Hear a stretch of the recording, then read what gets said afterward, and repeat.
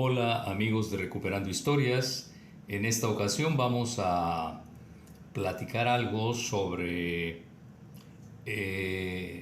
una familia que, como todas las que hemos abordado en este canal, viene a dar en alguna de sus ramas de nietos al nuevo Reino de León y que tuvo su asiento principal en la ciudad de Córdoba y posteriormente en Sevilla, en Andalucía. Así es de que vamos a tratar de abordar esta pequeña historia en pocos minutos, pero que nos va a ayudar a contextualizar eh, otro poco más sobre el periodo fundacional del nuevo Reino de León. Empezaré con unos pequeños versos que escribí hace algún tiempecito, algunos años, y que nos va a servir de introducción para este tema tan legendario, pero tan lleno de realidades que vale la pena contarlo. Así es que empezamos con estos versos.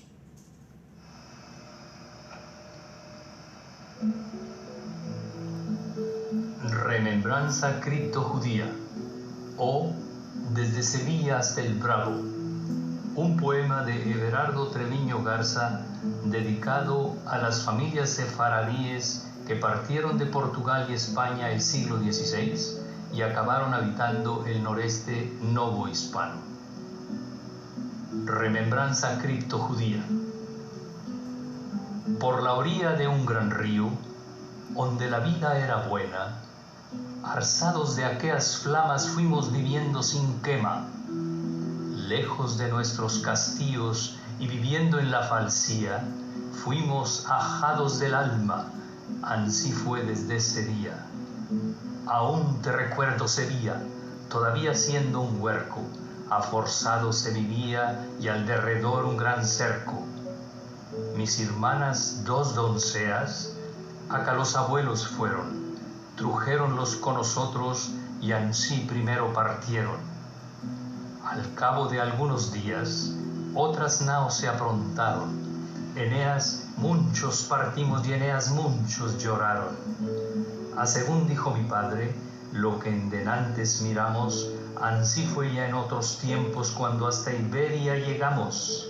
Lo asemejó con Egipto y cargóme en sus rodillas, acarició mis cabellos y narróme maravillas. Sacóse de la chinela una llave que trujera, arzadla para tu hijo por si algún día volviera. No recuerdo más de entonces, era yo de fajadura, pero conservo la llave que hablará a la mi cultura. En la orilla de ese río la vida ya no fue buena, hubo que acercarse al mar y así escapar de la quema. Y fraguamos junto al mar, donde vimos la frontera, como en aquella Sevilla donde mi pueblo muriera. Aunque ansí viva la vida, desfamado y con tristuras, tengo mi fe bien cuadrada, y eso me quita amarguras.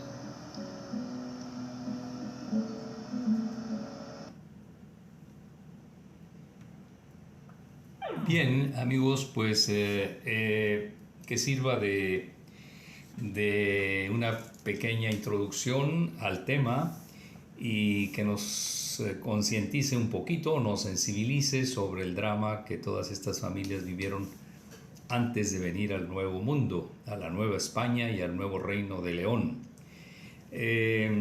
Si quisiéramos darle un título a este tema, un pequeño título que esboce su contenido, diríamos los Trastámara, que fue una de las dinastías gobernantes en la España de los tiempos de la expulsión, los Trastámara y los Guzmán, otra familia también de tiempos anteriores y durante esa expulsión de los judíos, es decir, los Trastámara y los Guzmán en la vida del segundo tesorero real de la Nueva España.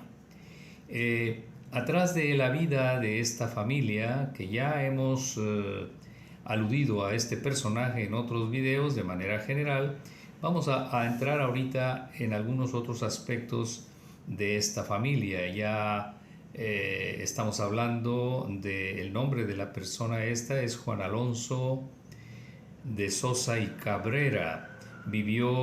Nació en 1488 y murió en 1564 ya en la Nueva España. Alrededor de él se tejen muchas historias que lo hacen un personaje muy interesante. Tiene un origen muy complejo, como muchos de los grandes personajes que se establecen en la Nueva España, y que algunos, porque habían ya descendido de la gracia de los reyes o de la gente poderosa en la península, otros por su aspecto de origen religioso, pero la mayoría de estos personajes más sobre los cuales hay más historia, estos personajes novohispanos, tienen algún tipo de tragedia previa, en las generaciones previas de sus padres o sus abuelos, antes de ellos decidir venir a probar fortuna y vida a la Nueva España. Pues Juan Alonso de Sosa y Cabrera no es la excepción. Y vamos en pocos minutos a contar esta pequeña historia que lo liga a los Trastámara y a los Guzmán. Pues Juan Alonso de Sosa y Cabrera estuvo casado o se casó con Ana Estrada de la Caballería, que es otra de las familias que, aunque el padre de Ana Estrada era de Ciudad Real y la madre de Almagro, una región castellana, finalmente el origen de esta familia Estrada estaba en el norte, en la región norteña asturiano-cantábrica, y la de su madre, de Ana Estrada de la Caballería, estaba en Aragón, una familia poderosa de origen judío, que tuvo entre sus integrantes cancilleres reales, tesoreros reales de los Trastámara precisamente, y de casas previas a los Trastámara. Así es de que, y eso era por Ana Estrada, su esposa, y por él pues venía de gobernadores de Islas Canarias y de alcaldes en distintos puntos de las principales ciudades andaluzas, pero vamos a limitarnos en este momento a Córdoba, que era sede del antiguo califato cuando el poder islámico dominaba esta parte de la península ibérica. Pues Juan Alonso de Sosa Cabrera, aunque desciende de estos personajes que previos a su desplazamiento a Nueva España estuvieron en Canarias, en Sevilla y en Córdoba, pero el origen de esta familia también venía del norte peninsular, y concretamente están muy ligados a la región gallega y a la región norteña portuguesa. Mientras que Ana, su esposa, tenía una relación muy grande con el mundo sefaradí, él tenía una relación muy grande con el mundo norteño ibérico, pero sobre todo con el mundo portugués. Él, en cuanto al origen de su familia, va a dar a monarcas portugueses medievales.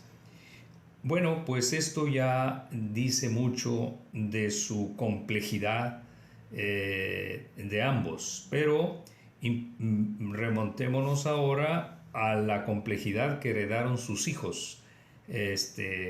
Muchos de ellos o algunos de ellos ya desarrollaron su vida adulta en la Nueva España.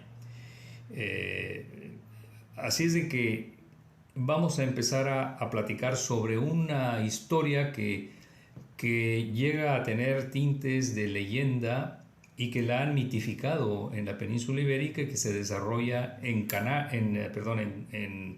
Córdoba.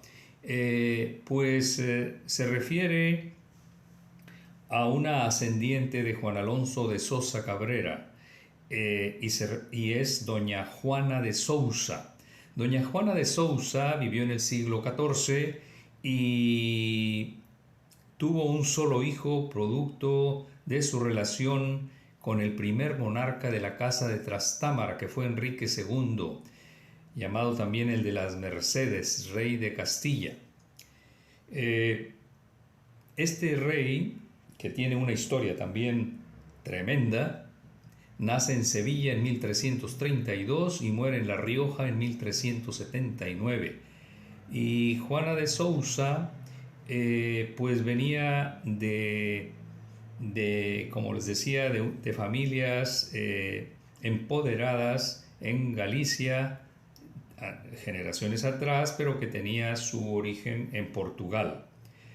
Pues de los amoríos extramaritales entre Enrique II, el de Trastámara, y Juana de Sousa, nace Enrique de Castilla. Nace en 1377 y muere en 1404, aún joven. Pues la muerte prematura de este hijo de Juana de Sousa, Enrique de Castilla, que como hijo fuera de matrimonio lo reconoció su padre, que era el monarca, y le otorgó el título nobiliario de duque de Medina Sidonia y conde de Cabra. Pues esta figura que prometía como ser heredero y con dominios en algunos territorios, como era costumbre, a los hijos naturales también se les reconocía y se les daban o se les asignaban algunos terrenos o territorios en la península ibérica. Pues en su caso no fue así. Lo que sí ocurre es que su madre, Juana de Sousa, después de que muere ese hijo y que el rey prácticamente se retira de su presencia, ella se hace toda una leyenda en la ciudad de Córdoba, y pues tanto su hijo como ella terminan sus vidas y son sepultados en la antigua mezquita catedral de Córdoba. Hasta la fecha, por lo menos el del hijo está en una lápida visible en ese magnífico edificio muy muy antiguo, que aún se conserva de manera muy con muchos cuidados y mucha atención de conservación. Pues a lo que quiero referirme es que este hombre, Juan Alonso de Sosa Cabrera, y casado con Ana Estrada de la Caballería, que tienen a su vez sus hijos y que algunos de sus descendientes vienen a dar a la fundación y colonización del nuevo Reino de León, pues tenía una historia bastante compleja, como decíamos, pero por decir, Juana de Sousa viene siendo una tía bisabuela del tesorero novohispano Juan Alonso de Sosa Cabrera, y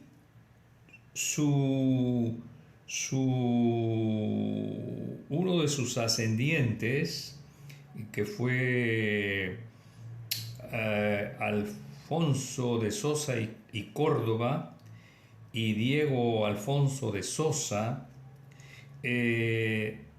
son los que, una vez que ya se extingue esa rama de los Sousa, que era el hijo de Juana de Sousa y Enrique de Castilla, su hijo, una vez que mueren, o incluso desde que muere el hijo y en vida, doña Juana de Sousa entrega sus bienes a estos eh, abuelos y el abuelo y bisabuelo del tesorero de novohispano, estos que mencioné, Juan Alfonso de Sosa y Córdoba y Diego Alfonso de Sosa.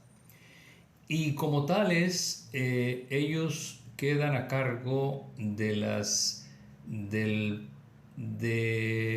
casona o palacete de doña Juana de Sousa en Córdoba, que también existe hasta la fecha, aunque ya dividida. Una mitad le llaman la Casa del Judío y la otra es parte de lo que fue originalmente todo el palacete. Pues esta ciudad de Córdoba y su historia tiene pasajes muy interesantes, y por supuesto el padre del tesorero real novohispano, que fue Lope de Sosa y Mesa, gobernador también de Islas Canarias, alcanza a vivir ahí prácticamente toda su infancia y juventud, y algo de su edad adulta, y dispone de de todo ese palacete. Y a lo que queremos llegar como un dato contextualizador es que este hombre, tesorero real, casado con una mujer de origen converso, trae en su historia familiar inmediata una serie de eventos y experiencias que a la vez de que él hereda toda una tradición y toda una herencia dentro de la élite gobernante ibérica, al mismo tiempo hereda, una vez que viene la expulsión de los judíos, en este caso su padre y su abuelo, padres y abuelos, heredan toda una carga que finalmente en algún momento tienen que desplazarse a Portugal con la anuencia de los reyes de España, que los protegieron siempre, y luego los regresan otra vez a Córdoba y los trasladan a Sevilla, y luego los mandan a Islas Canarias, y finalmente algunos de sus hijos o nietos pues los salvan y los envían a Nueva España. No los envían con los brazos cruzados, consiguen para ellos cargos importantes, pues nada más y nada menos que como tesorero real de la recién conquistada Nueva España. El primer tesorero fue el padre de su esposa, es decir, su suegro, Alonso de Estrada, y él fue el segundo tesorero. Toda esta historia, que es riquísima, que tiene muchísimas, pues muchas tragedias también, tanto en suelo ibérico como después acá en suelo novohispano, porque se quedan conectados algunos integrantes de esta familia al primer movimiento de independencia de México, que ocurre apenas 4 décadas después de la conquista. Así es de que son historias muy dramáticas, pero al mismo tiempo dan una cantidad de información que de ellas se desprenden muchísimas hipótesis. Pues estos datos quedan sembrados. Espero que de aquí puedan los que deseen investigar más, iniciar alguna otra serie de generación de hipótesis, y pues agradezco el tiempo dedicado a este brevísimo video y con ideas tan generales sobre el tema, pero pues espero de corazón que las nuevas generaciones interesadas en la historia retomen estos datos tan generales y los profundicen. Muchas gracias, amigos de Recuperando Historias, y nos escuchamos en próximos videos. Hasta pronto.